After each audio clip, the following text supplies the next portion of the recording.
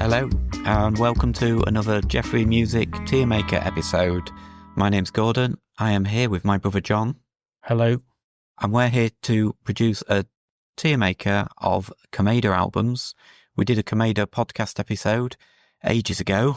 Was it 2020? I don't know, but yes, So, probably. Let's say so. Yeah, didn't prepare that bit. Oh, fair enough. We did anyway, and we ranked all the albums then, picked our tracks, and you can go to jeffreymusic.rocks to find the article and the links to that episode and lots of others, including we had an exclusive interview with bass player Marcus Holmberg, and that is also available there too. So would you like to start us on the lineup? Yeah, okay, yeah. Komeda's 4 school friends from Umeå in Sweden, fairly northern Sweden. So we've got Lena Karlsson on vocals, we've got Henrik Andersson on guitars, and then we have brothers Marcus and Jonas Holmberg on bass and drums respectively. I'd just like to say, showing off now, I'm also, I think you probably are as well, we're social media friends with them now. So that basically means that we move in the rock and roll circles now. Now we're established music journalists. Yeah, exactly. Hit the big time we have. So we discovered Komeda, they're not that well known, so just very quickly say, but we discovered Komeda because they did become big-ish in MTV, didn't they, in the 90s, when their sort of brand of that Scandi pop was just perfect for MTV. And everybody I played Komeda to just said, my God, these guys are brilliant. But they still remain fairly small, which is a pity, I think, in a way. I think it depends where you live. Well, we were UK based at the time, so virtually nobody had heard of Komeda in the UK. And as we found out from Marcus, they only toured in the UK once as a support to Bet. Their success was mainly in Sweden and the US, and I think a little bit around Europe. So as British people, nobody had really heard of them. But everyone who I played Komeda to thought they were great. Anyway, should we crack on, fella? Because the first album, Pop på svenska. Yeah, from 1993, which is pop in Swedish. It's in Swedish language, as the title suggests. Even though it was actually composed in English and then translated. So we did rank this 4th, but if you have listened to the podcast, you know that we generally rank the albums rated the albums very highly. So where would you put this on our scale? Yeah, as you say, 4th of 4 from our perspective, and I think it was the clearest one in terms of that position. I think it is quite clearly the weakest of the 4 albums, and I would put it probably decent. I think it's better than Now It's Special, but I don't think it's splendid. Yeah, it is. It is definitely better than Now It's Special. It's decent as a minimum. It does have a couple of weaker spots, which are very few and far between on other albums. Yeah, it's definitely a decent. Happy to leave it there. So then Henrik Larsson decides to leave to form his own band, and he's replaced by a guy called Matthias Norlander from the band Blythe. So whilst because they got Henrik was the main sort of songwriter, sort of creative force, so they'd lost a bit of confidence at this point. So they produce an EP, which we're not ranking, but they do produce an EP called Plan 714 till Komeda, which is based on the Tintin story Flight 714 to Sydney. But that is now available usually on the CD version of Pop på svenska, but we're not ranking that. It is, yeah, and it's on Spotify separately on its own, and it is very good, but we are not ranking it. Because it's an EP, not an album. So the next album is called The Genius of Komeda from 1996, which is when we discovered them. This is our top ranked album, so it's a banger, definitely, 100%. Yeah, I'm not arguing with that. That's for sure. It's just an absolute cracker. I don't think there's any bad songs on it. There's some real standout tracks that I really love, and the humour throughout the music and even within the packaging with the fake albums, as it's sort of packaged as a best of. Yeah, I mean the packaging is possibly the greatest album packaging I've ever seen. I mean, not in terms of things like free gift giveaways, I don't mean that, but as you say, it's presented as a best of. So you've got this fake catalogue, almost entirely fake, not quite all fake, going back to sort of the 50s, as if they'd been going for something like about 50 years or whatever, and following the style of each era. And it's just hilarious. It's just brilliantly done. Just such a humorous idea. Yeah, and if you didn't know, you could possibly believe it is a best of because it is that good. Yeah, it is. I mean, there's nothing on there that's a duffer. There's a couple of tracks which are like fairly short, like instrumental pieces, but which would, I suppose, stand out as a bit odd on a best of. But no, absolute cracker. I mean, at the time, we and you were really umming and ahhing about, is this better than the successor, the next album? What makes it go? And we couldn't really decide, and it kind of depended on the day, didn't it? Yeah, I used to sort of change my mind every time. I think that this one is a little bit harder, a little bit rockier. I think the jazz influence is a little bit more noticeable on this album, whereas the following album, What Makes It Go, which is from 1998, so 2 years later, is a bit poppier. There's more keyboards in there, and it feels a bit poppier and doesn't have that edge as much. But they're both excellent. So bringing us on to What Makes It Go, I would put that as a banger too. Oh, definitely, without a doubt. They did What Makes It Go in the attempt to say, let's just do 10 straight, absolutely perfect pop songs. And they pretty much pull it off. I mean, it's just so good. I do probably on balance prefer the Genius of. It just feels a little bit more layered, a bit more going on. But, you know, either one could be top, and two of the best albums of the 90s. I do think looking back even after the episode, I wasn't even sure in the episode which one to pick. But afterwards, I felt happy with choosing The Genius of Komeda. It does feel like a little bit more accomplished album. And whether it is because it has that edge in it, whereas the What Makes It Go is a little bit more synthesizer and poppy.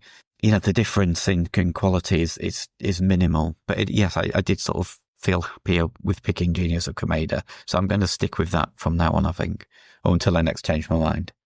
Oh, in many ways, they're quite different sounding albums, but they're both so recognisably instantly Komeda as well. They had such a unique sound. Sometimes it was just the tiniest little thing. Do you know the song Binario, I think, at the beginning of What Makes It Go? There's just this bit on it where the bass just sort of twangs, it goes dong dong, and just the timing of it is just ever so slightly different every other time he plays it. Because I've tried to play it and I just cannot get the timing of it, and that doesn't mean anything because I'm absolutely crap at playing the bass. But there's just something about that which just it gives it so much personality. Yeah, it is a very Komeda thing to have the things that don't sound, I was going to say don't sound quite right. I think that's probably not right, the word. Don't sound quite that's a really normal, good way of putting it. Or as they should. Yeah. But I don't, it doesn't, it's not that it sounds wrong, does it, is it? But you can just think, oh, this is a bit different. They're messing around here. Exactly. With it. Yeah. No, I think you've said that really well, because it is that. It's just like, why does that sound different? Why does that sound different than everybody else? And sometimes it's just things like in Disco, the song on The Genius of, you've just got this really lengthy beginning of the song, which is quite clearly like about 10 bars too long, but it just works. It makes it funnier. I think that's my favourite Komeda moment, and it does make me giggle every time. Just the way that they have the dee, dee, dee, dee, and it just goes on 2 or 3 times too long. You know, it's just, and just that is, it's just great. Yeah, and at the same time, they're sort of presenting themselves in many ways very super seriously, but yet there's just so much humour surrounding what they're doing, and the contrast of that, I think, is just fantastic. Yeah. I mean, Marcus did say that they sort of put some of the humour in to sort of take off the effect of actually how serious they were taking it, and I think you can tell that they have taken it seriously, even though there is humour virtually everywhere with a lot of Komeda's stuff. Not quite everything going on to the next album, but that's the skill of it, though, isn't it? I mean, that's the skill of those kind of the fact that you can be taking it very seriously, producing what is actually just on the face of it excellent music by any standard, but at the same time there's just ripples of humour everywhere, but they're not humour that's distracting. It's not getting in the way. It's not spoiling the enjoyment. It's not making it any less of a satisfying experience. They then moved on, and the band lost a lot of momentum. They lost their parents. They didn't want to move to the US to become big-time stars, and they just sort of ran out of steam a bit and just lost a bit of momentum. And during this time, Matthias Norlander drifted off and got a job, I think, working in software development. So they're now just a 3-piece, but they do come back and treat us to a 4th and final album. Yeah, so they've become a studio-based band at this point, and they produce the annoyingly titled, because it's very I find it really difficult to say, Koko Me Me Da Da. This is based on the way kids talk in Sweden, where they you repeat each syllable. This is 2003, and this is the 4th album, which we ranked 3rd out of 4, but it is still an excellent album. This is sort of half more dark songs, which I think is reflecting a lot of the losses. And they then had to fill it up and thought, well, let's write some dazzling pop tunes as well. So they did. And I do think it's another excellent album. There's emotion in it. And there is a couple of weaker tracks, I would say, which would probably rank it, which is why we ranked it below the other two. But apart from that, it is another excellent album. Yeah, I agree with all of that. And just, I think it does sound quite a lot different though, because as you said, there's quite a lot more melancholy through a number of the tracks and a lot more vocal coming from, Marcus and Jonas, not just Lena. And Lena's got a great singing voice. I really love her voice. It's so distinctive. But Marcus and Jonas are singing a fair bit on these as well. And I wouldn't say that they're brilliant vocalists by any stand, but they really pull this off. And some of the emotion that comes through in a song like Brother, I just think is just extraordinary. And when they're grieving at the time. And I think if you approach this thinking, oh, great, I want another What Makes It Go, and then you get this quite mixed album, emotionally mixed album, you think, oh, this isn't as good, which is what I did. I kind of thought and kind of tossed it aside and really didn't really give it the attention it deserved. It was only when we came to revisit this, I listened to it properly and I thought, God, this is actually really good. And there's a lot of depth here. There's loads going on. And for a while we were researching the original ranking, this became my top album. And then it drifted up and down a bit.